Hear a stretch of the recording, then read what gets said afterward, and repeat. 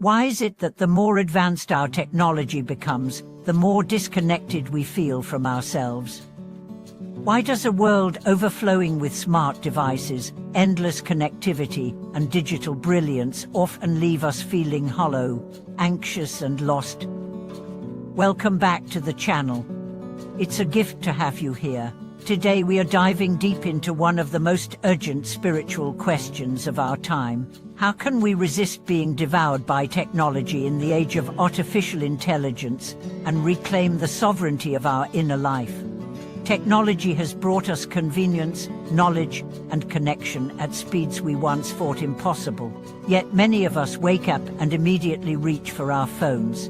We scroll past other people's curated lives, compare ourselves, distract ourselves, and numb ourselves. And somewhere deep inside, a quiet voice asks, what am I really doing with my time, mind, heart?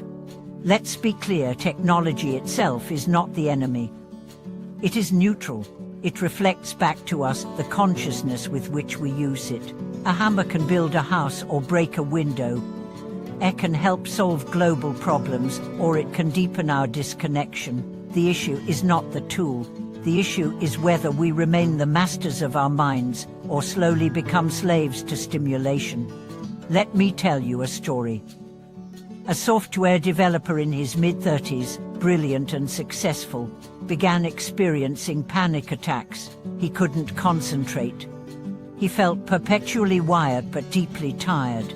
He saw therapists, took supplements, changed his diet. Nothing helped. Finally, he took a silent retreat. No phone, no laptop, no screens. The first 2 days were hell. He was twitchy, irritable, restless. But by day 5, something broke open. He cried not because he was sad, but because he felt human again. For the first time in years, he sat beneath a tree, heard his own breath, and remembered what it meant to simply be. This is the cost of constant connection. It disconnects us from ourselves. When we live in perpetual response mode, texts, alerts, emails, content, we lose the muscle of presence. We stop noticing our own thoughts. We lose track of our breath. Our lives become a reactive loop instead of an intentional journey.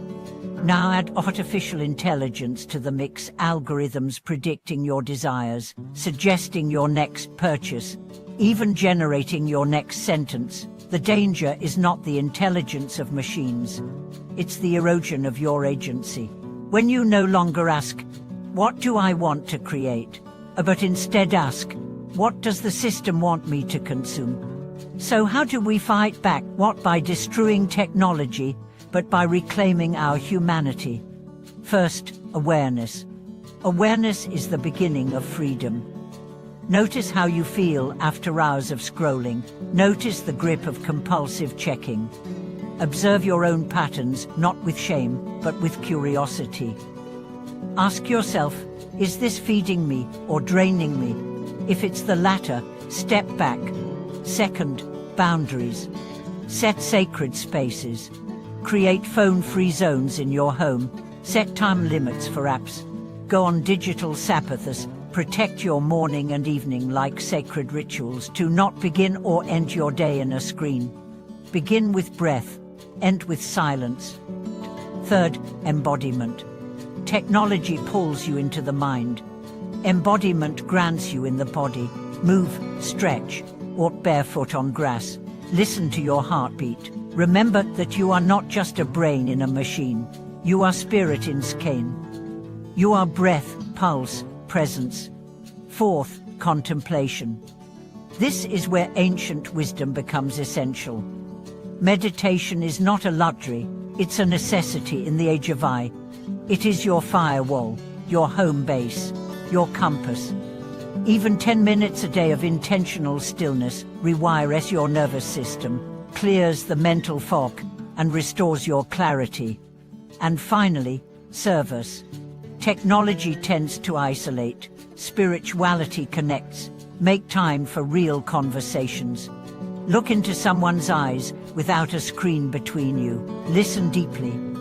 Serve others not as content, but as humans. The more you give from the heart, the less you are trapped in ego-driven consumption. Let me share another story. A teenage boy became addicted to online gaming. He stopped going outside. His grades dropped. His mood darkened. One day, his grandfather took him on a trip to the mountains. No Wi-Fi, no electricity. Just trees, stars, silence. The boy resisted at first. But on the third day, he sat by a stream and said, "I forgot life could be this quiet." Months later, he still plays games, but in moderation. He meditates, he journals, because he touched something deeper. And that changed him. You can still use technology, but use it mindfully. Let it serve your growth, not your avoidance. Ask yourself often, am I choosing this? Is this making me more aware or more numb? Does this connect me to my purpose or pull me away? I can write poetry, it can diagnose disease, it can mimic art, but it cannot feel your breath. It cannot hold your grief, it cannot taste your tears. Only you can do that. Only you can live your story from the inside out. We are not here to compete with machines. We are here to remember what machines can never replicate: presence, compassion, intuition, soul.